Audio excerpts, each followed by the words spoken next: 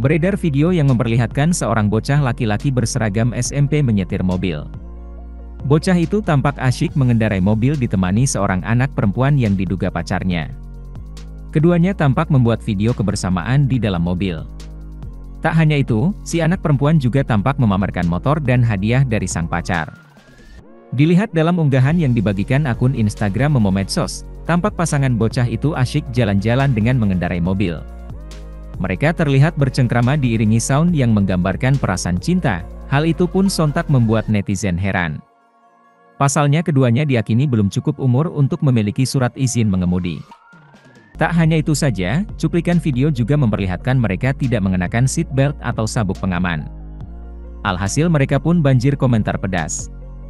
Netizen sangat menayangkan kelakuan dua bocah SMP tersebut. Seperti yang diketahui, mengendarai kendaraan bermotor seperti motor atau mobil tentu wajib memiliki SIM. Pastikan kamu sudah mempunyai SIM yang sesuai dengan ketentuan, seperti SIM A untuk pengemudi kendaraan roda 4 dan SIM C untuk kendaraan roda 2. Batas usia untuk memiliki SIM A untuk menyetir mobil adalah 17 tahun. Tentunya kamu harus membawa STNK atau surat tanda nomor kendaraan yang berlaku untuk kendaraan yang digunakan.